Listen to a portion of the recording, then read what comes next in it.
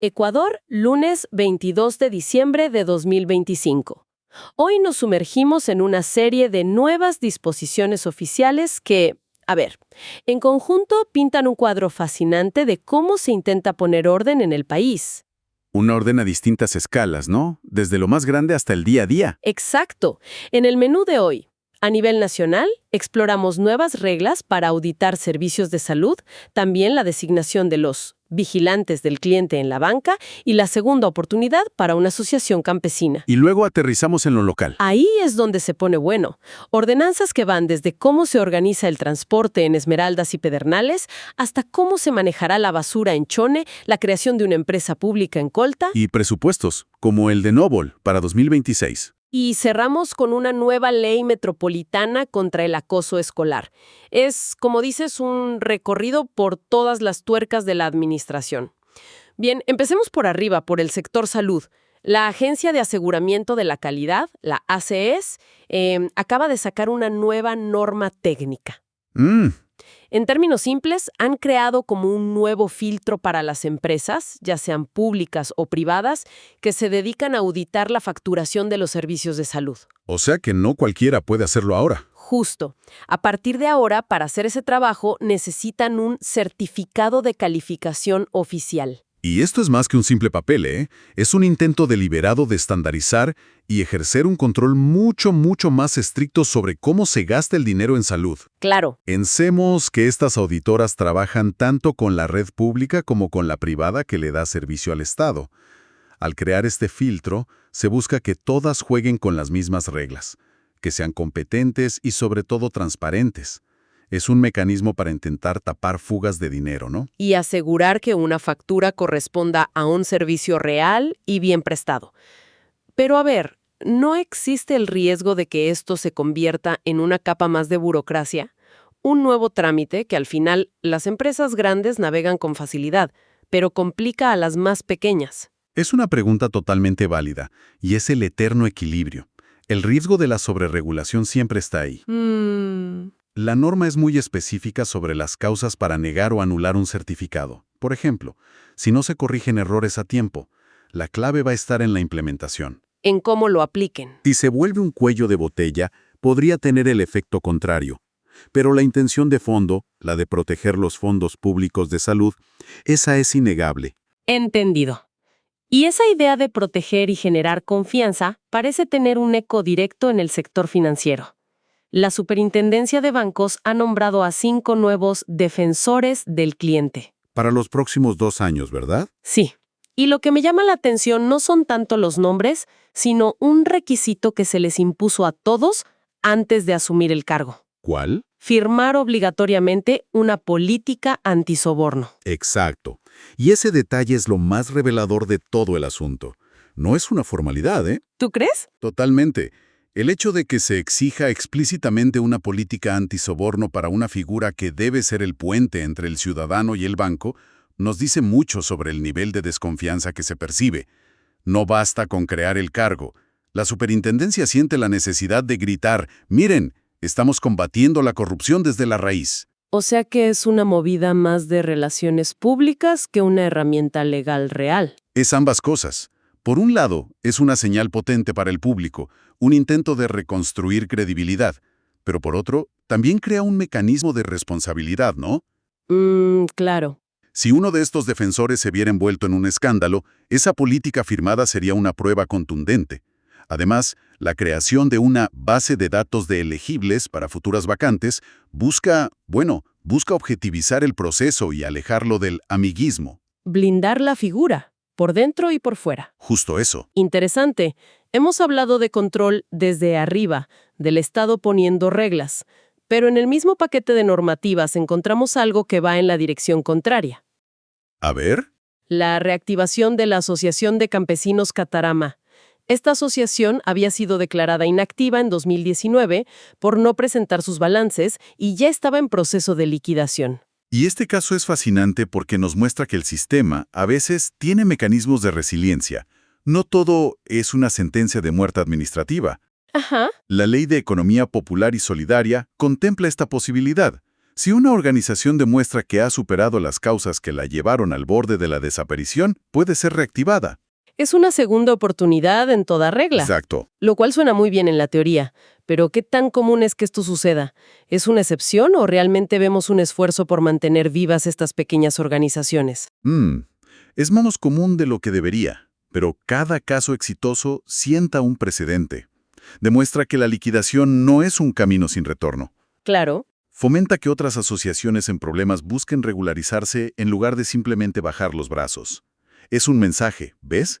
El objetivo no es solo fiscalizar y cerrar, sino también fomentar la continuidad. De acuerdo. Hemos visto el panorama nacional, pero a mí lo que más curiosidad me genera es cómo todas estas ideas de orden se traducen en el día a día. Vayamos a los cantones. Donde las decisiones se sienten en la calle. Ahí mismo.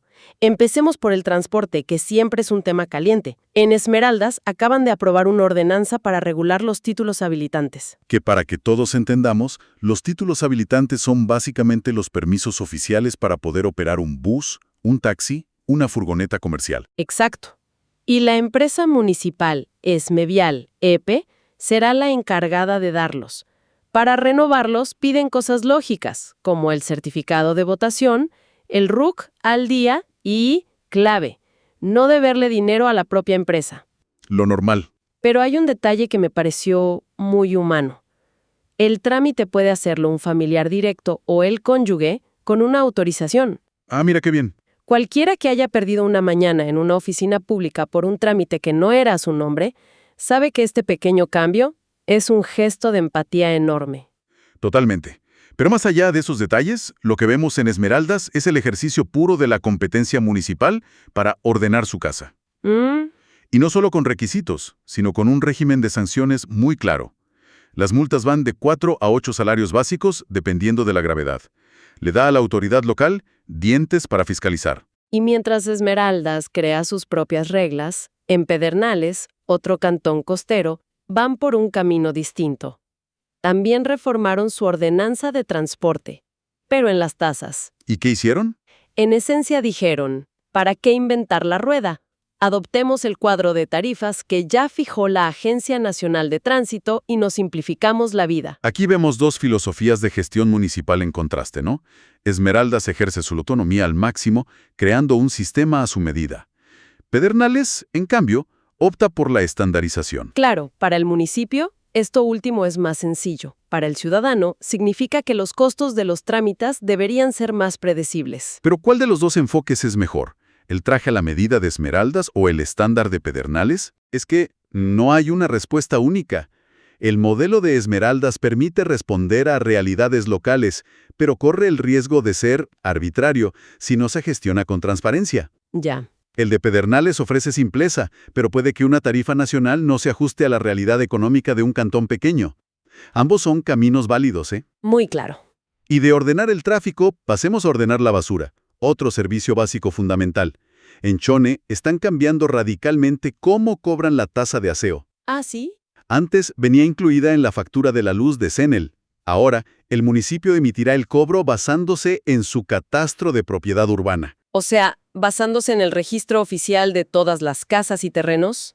Este cambio es un paso gigantesco hacia la autonomía financiera del municipio. Se desvinculan de la empresa eléctrica. Exacto. Asumen el 100% del control y la responsabilidad de recaudar el dinero para uno de sus servicios más importantes. Pero eso suena a un riesgo enorme. Una cosa es que la gente pague la luz porque si no, se la cortan. Y otra muy distinta es que pague una tasa municipal por separado. ¿No podría dispararse la morosidad? Es el gran desafío. Y el municipio de Chone parece ser consciente de ello.